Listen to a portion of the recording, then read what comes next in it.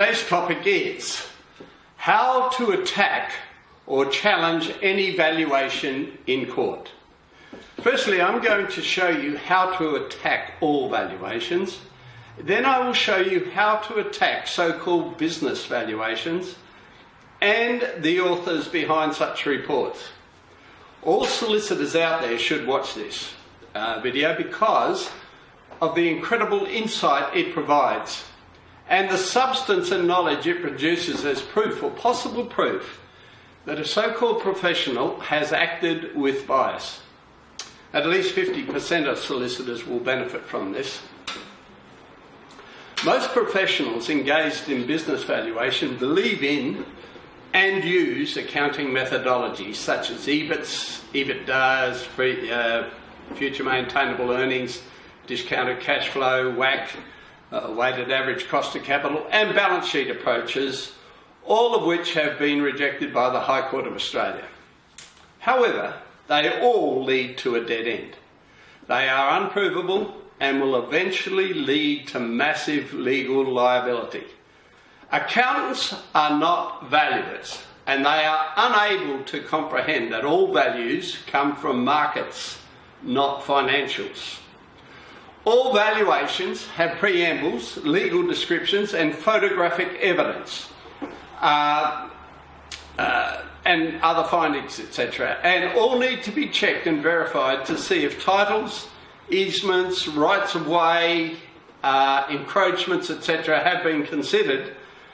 However, it is the comparables chosen that will indicate if corruption, bias, collusion, or any other inclination has been followed to produce a result that on the face of it seems reasonable, but has the effect of defrauding one of the parties.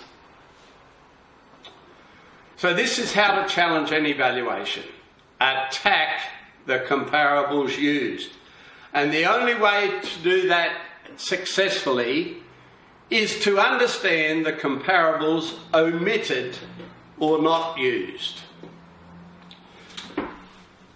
For the viewer to comprehend what professionals do, please study the diagram on your screen.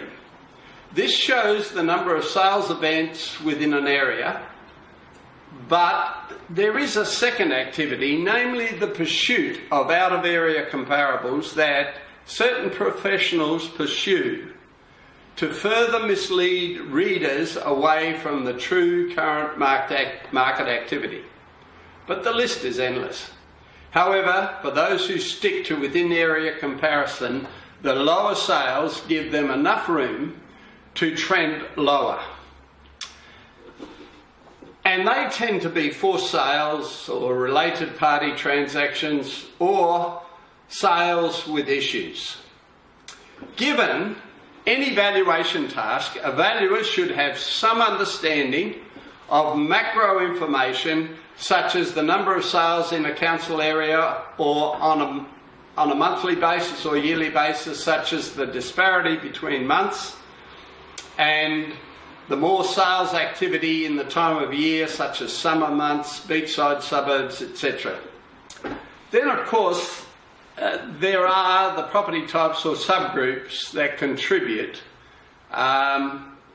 to total number or percentage before proceeding to more finite comparisons.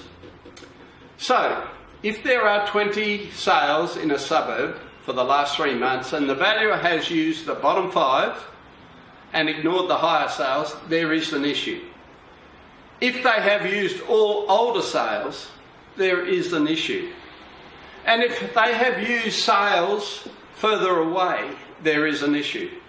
And if they have used larger parcels of land, there is an issue. Comparisons are chosen by valuers and others that best suit instructions, rather than the valuer being influenced by actual market activity. In other words, if a sale has appeared that contradicts their belief system or instructions, they will omit it rather than explain it away or seek to find other sales events that support their viewpoint. Solicitors should challenge every comparable contained in a report, because following this line of inquiry is more likely to lead to a conclusion of bias and, if proven, indicates corruption. The current concept used by judges is to order valuers to confer to see if they can reach an agreement. If not, they adopt a method of splitting the difference to settle the matter or the case. This method is extremely short-sighted and will always have the effect of supporting corruption. It would be far better to supply detailed market sales for a judge to make up his own mind as to who is closer to the truth. If this concept or the current concept persists, it will have the effect of straight valuers seeking to exercise higher selections to combat valuers that seek lower comparables.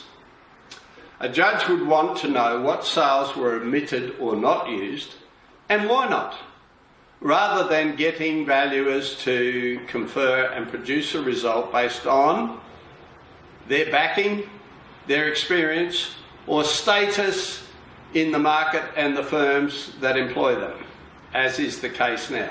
Choosing the wrong comparables will always produce a skewed result. Given the same tasks, all valuers should arrive at or around the same point. But this is not the case. Many other concepts influence their findings, such as knowledge, field work and instructions, remuneration and continued selection. In other words, they need to find comparables that produce a low valuation. Skewed valuations, if you look at the diagram on your screen, happened based on the relationship and the retainership to instructing parties. Comparables should be within a 0 to 5% range, variation range, not a 10 to 50% variation range. This type of scenario is more likely to happen with valuations requested by banks and lending institutions and acquiring authorities such as governments and government departments. Valuers are retained by third parties to produce results that match instructions and allow them to win, not the other way. I made representation to the Royal Banking Commission about this subject, which was ignored, but goes to the very heart of suspect banking practice. Lower sales should be disregarded because they represent forced sales, related party transactions, and higher sales should be investigated to understand motivations behind sales, such as adjoining property acquisitions, trust and taxation issues, and or market movements. But it does not matter what methodology they use, it is the selection of comparables that is paramount.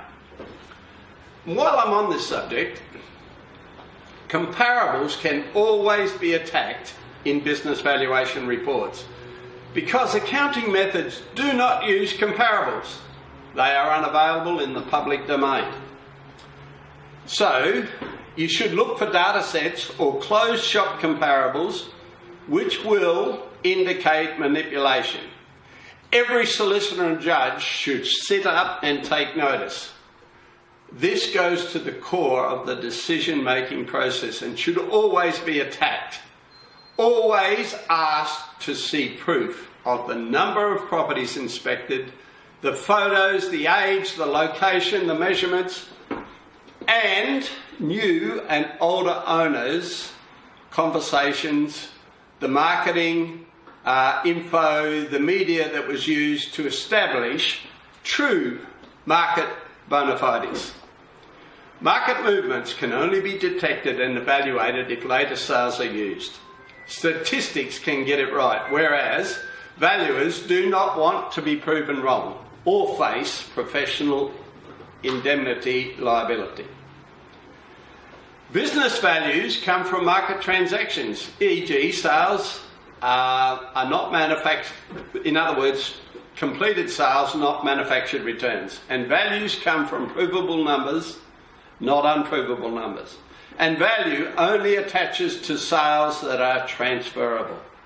Therefore, without proving turnover and where it comes from and who it is attached to, and the profits and the margins it makes, is an exercise in futility. Most falsify true returns by altering someone's financial to create artificial or false returns. Markets indicate values, accountants do not. Interpretation of financials will never be able to predict values. They are not able to prove the value of either asset, tangible or intangible, using financials. Financials record what happens in the marketplace.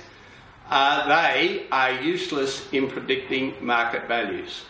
So, in order to combat this, always ask for two valuations, one for tangible assets and one for intangible assets.